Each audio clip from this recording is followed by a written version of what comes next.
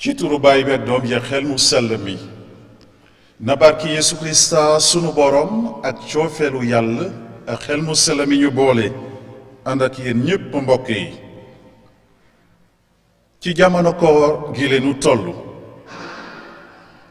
li war a doon sunu taxawaay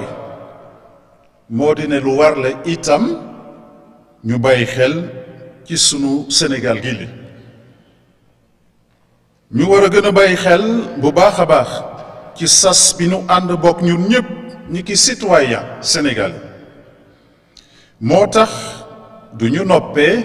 waru ñëw tàyyi di yëkkati sunuy baat sunuy xol ak sunu xel yi fa moomu yàlla ñu war a ànd ak askanu Sénégal gépp di ñaan yàlla ndax mu mën a boole xel yi ak xol yi ba ñépp doon benn ngir jàmm ak njubaay ndax ñu mën a boole xol yi doon benn te loolu la yépp mën a sax ci sunu réew kon nanu bàyyi xel bu baax a baax ci kàddu yile Paul mu sell mi apôtar adu woon Timothée ne ko li ma leen wax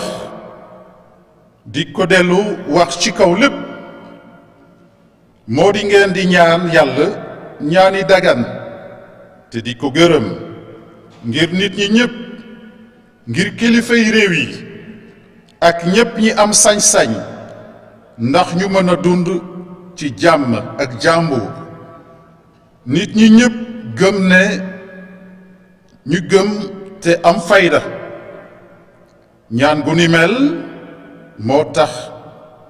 moo baax te neex yàlla sunu musalkat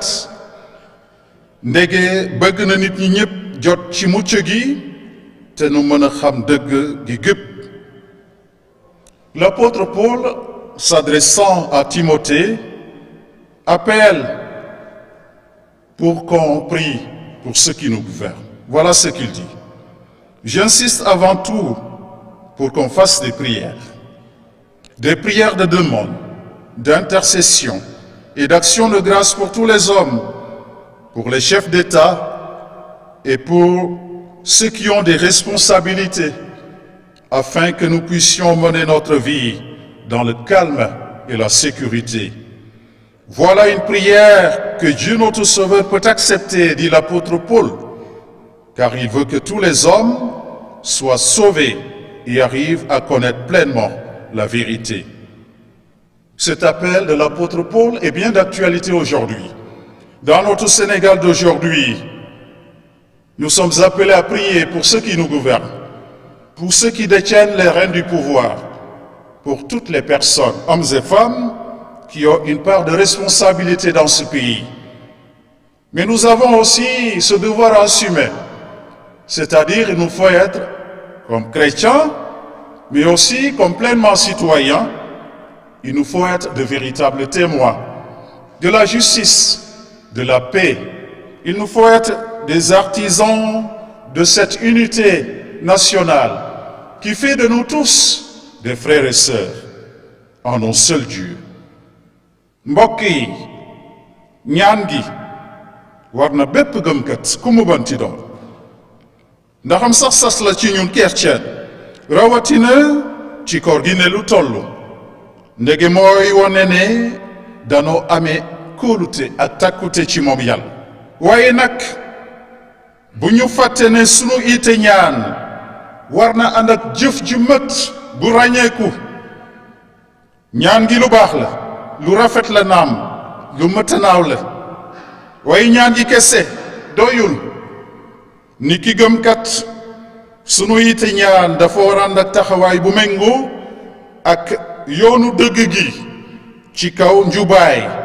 ngir sunu réewum Sénégal mën a am jàmm ju mët gi bàyyee ko ci moom yàlla ci fan wile sunu njiitu jàngu catholique bu sell bi di pape bi François ci bataaxel bi mu jagleel koor gi li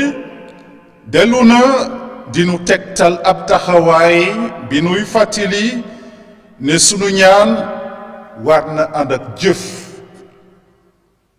ginnaaw ba mu soppalikoo ci kanamu taalibeem yi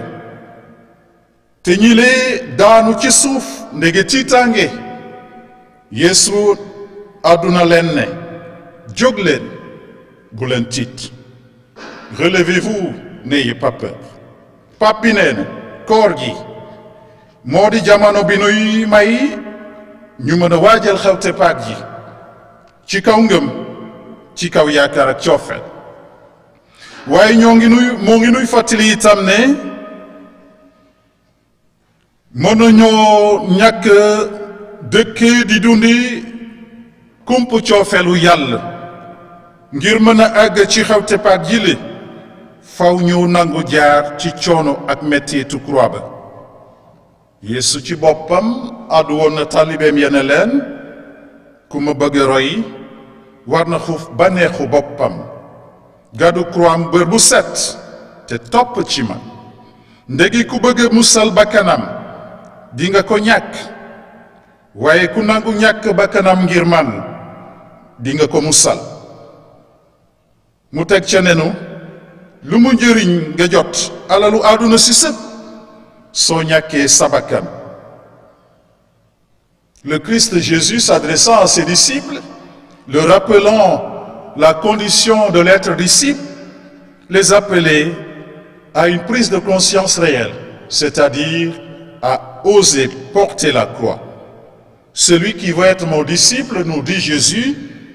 qui renonce à lui-même, qu'il prenne sa croix et qu'il me suive. Tel est l'appel que nous adresse le Christ lui-même en ce temps du carême, qui va de pair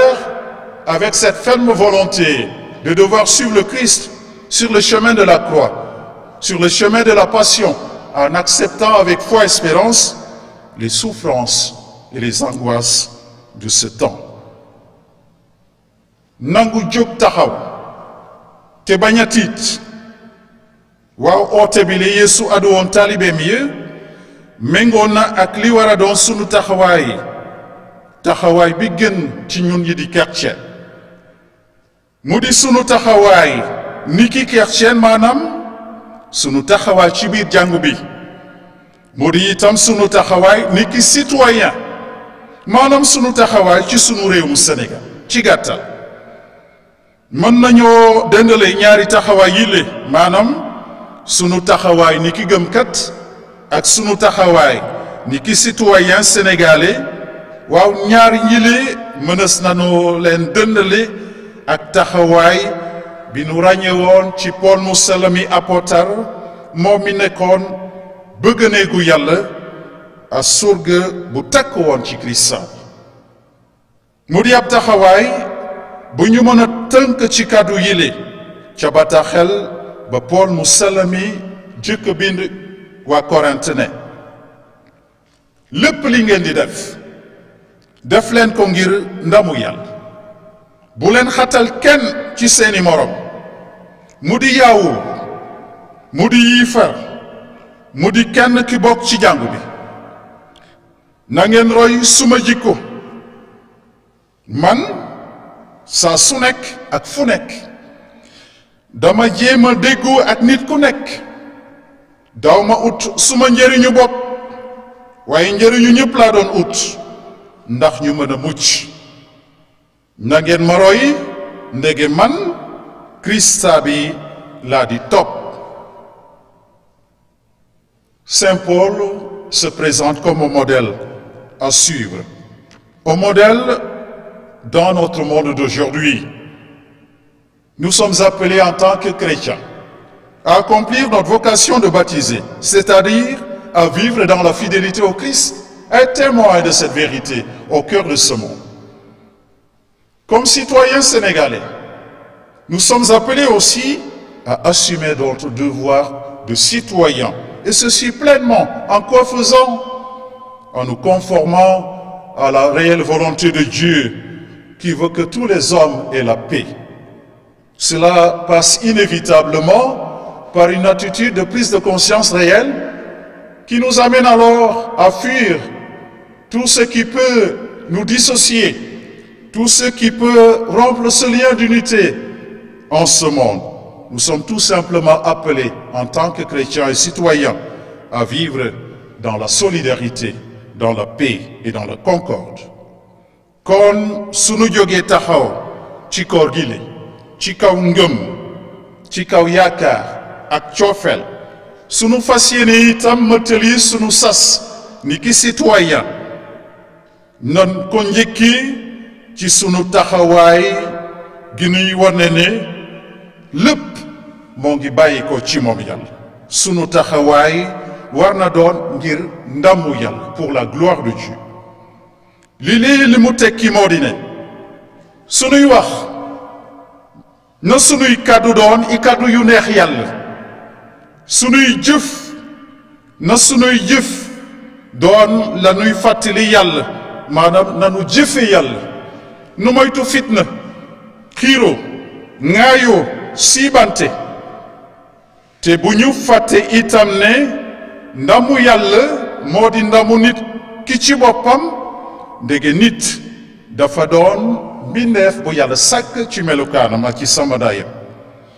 Et pour cela, saint Irénée de Lyon disait ceci, parlant du mystère de l'homme, de sa dignité. Gloria Dei vivens homo. La gloire de Dieu, c'est l'homme vivant. Pour que notre vie plaise à Dieu pleinement. Pour que nous puissions vivre en véritable chrétien. De surcroît, un véritable citoyen. Nous sommes appelés à œuvrer pour que l'homme devienne pleinement homme et pour que l'homme soit debout. ñaareelu taxawaay bi moo dina sunu taxawaay war na doon itam ngir njëriñu nit ñi ñëpp ci kaw ma nangu def sunu ma kemtel lay kattan ngir mën a nangu surgawu suma morom ma nangu daan suma doole guddeeg bëccëg ngir askan wi aste ma dal di ut suma njëriñu bopp kese. Frères et sœurs en Christ, comme citoyens sénégalais, comme chrétiens, nous sommes appelés à être comme le Christ. Je suis au milieu de vous comme celui qui sert. Faire de notre vie un véritable service, dans le désintéressement total. Il nous faut tout simplement et de manière concrète chercher le bien de la nation, le bien des citoyens, le bien de l'Église dont nous sommes les membres. kon nag ñaari taxawaay yi nu Paul mu sell mi tegtal ci jamono koor gi li ñoo ngi ni li ñu nangu jëf ngir Yàlla te ñu jëf itam ngir sunu morom nanu ànd ñaan Yàlla sunu baay ndax mu may ñu dëkk di ko surgawu bés bu nekk ak saa su nekk jaarale ko sunu morom jaarale ko jàngu bi nu doon jaarale ko sunu réew te itam ñu nangu surgawu sunu bopp maanaam ñu nangu jiibal sunu bopp Yàlla ndax ñu dëkk di dundee baatam ci kaw ngëm gu mat ak yaakaar bu takku moom mi di dund te di nguuru moos be moos amen.